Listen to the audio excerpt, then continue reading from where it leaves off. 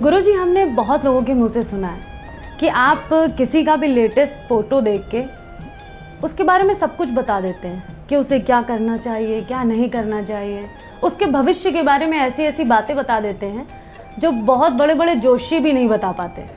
तो ये कैसे करते हैं आप? इस बारे में कुछ बताइए हमें। देखिए, ज्योतिषियों से मेरा कोई लेना देना नहीं है, वो क्या करते हैं वो उनका अपना प्रश्न है।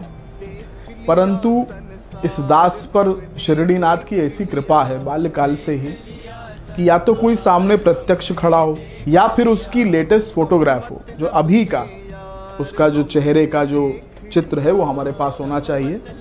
तो उसे देख करके मुझे ऐसी वाइब्स मिल जाती हैं कि क्या घटित होने वाला है, अथवा इस व्यक्ति को कौन से कार्य को करना चाहिए, कौन से प्रोफेशन को करना चाहिए, कौन सा व्यापार करना चाहिए, या कौन से ऐसे छोटे छोटे उपाय जिसे करके ये सुखमय जीवन को प्राप्त कर सकता है। तो ये फोटोग्राफ को देख करके गुरु कृपा से हम बताते हैं। मैं कई बार ये एक दृष्टांत बताता हूँ जो घटित हुआ था कि एक नोएडा से एक बिटिया आई थी और वो विवाह के लिए बहुत परेशान थी। तो वो यहाँ पर विशेष रूप से साईं कृपा मंदिर में एक गुरुवार को पधारी थी।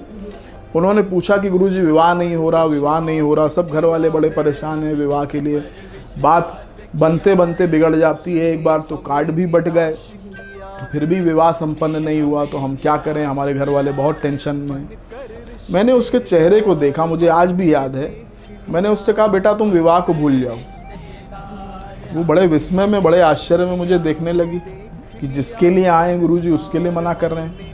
मैंने उससे कहा कि बेटा, तुम अगर चाहती हो कि जीवन में तुम्हें सुख प्राप्त हो, तुम सफल हो, तो तुम विवाह को अपने मन से निकाल दो, तुम अपने प्रोफेशन पर ध्यान दो।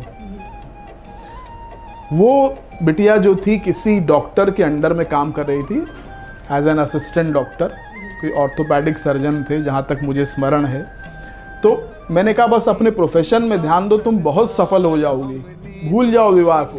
अपने माता पिता को समझाओ कि मैं अगर सफल हो गई तो विवाह की क्या चिंता है, मैं आप सबका पेट भरूंगी और ना जाने कितने लोगों को मैं अपने हाथों से खाना खिलाऊंगी और कितने लोगों का भरण पोषण में कर पाऊंगी अगर मैंने गुरुजी की बात को मान लिया।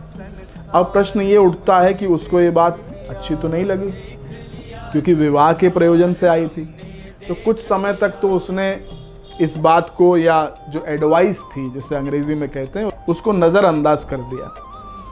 एक दिन बाबा के मंदिर में ही वो बिटिया खड़ी थी और उसे ऐसी आवाज़ आई कि तुमने सबकी बात मानी, माता पिता की मानी, अपने दोस्तों की, अपने जितने रिश्तेदार हैं, एक बार गुरुजी की भी बात मान के देखो, एक बार विवाह से मन हटा लो। उस दिन से उसके जीवन का एक नया अध्याय प्रारंभ हो गया। उसने अपने प्रोफेशन में ध्यान देना शुरू कर दिया, विवाह का विचार ही मन से हटा दिया। और बाबा की ऐसी कृपा हुई, ऐसी गुरु कृपा, मैंने आपसे कहा ना बाबा की शक्ति है, मैं उसमें कुछ नहीं हूँ, मैं सिर्फ माध्यम मात्र हूँ, लेकिन ऐसी गुरु कृपा, ऐसी ईश कृपा उसके ऊपर हुई, उस बिटिया पर, कि शनह शनह उसको सफलता मिलने लगी उसी प्रोफेशन में। और एक दिन में तो नहीं, लेकिन 15-20 दिनों में उसके जो कार्य वो कर रही थी, जो उसका प्रोफेशन था, उसमें ऐसी वृद्धि हुई कि कुछ समय के बाद उसने उन डॉक्टर को छोड़ दिया, उनका आशीर्वाद लेकर के, क्योंकि वहीं से उसने सीखा था, और अपना क्लिनिक खोल दिया। तो उसको वो बात समझ में आई, अभी भी आती है गुरु दर्शन के लिए और बाबा की कृपा और आशीर्वाद को प्राप्त करने के लिए। लेकिन ये है कि उसे ये बात समझ में आ गई कि अगर हम गुरुजी की बात ना मानते तो अभी भी शादी का कार्ड ही हाथ में लेकर के घूम रहे होते। तो इसलिए ये सदगुरु की कृपा है इस दास पर कि मैं फ़ोटो जब देखता हूँ तो मुझे वाइब्स मिलती हैं। बस उस व्यक्ति को जिसकी मैं फ़ोटो देख रहा हूँ या रीड कर रहा हूँ, उसको वही करना है जो मैं बता रहा हूँ। बस उसे वो ब्रह्म वाक्य समझ लेना चाहिए, हमें यही करना है, ना इसका इधर ना इसका उधर। और अगर उसने वो कार्य कर लिया या उस वाक्य का, उस आज्ञा का अनुसरण कर लिया, तो फिर बाबा की दया से उसकी झोली खाली नहीं रहती। तो ये बाबा की कृपा है, जिसे अपॉइंटमेंट के माध्यम से किया जाता है या सामने प्रत्यक्ष भी लोग पूछते हैं। और बाबा से यही मेरी प्रार्थना है कि कोई भी भक्त कहीं पर भी हो, उसे यही मार्गदर्शन प्राप्त हो कि उसे जीवन में करना क्या है, क्योंकि इसी में ही लोगों का नुकसान होता है।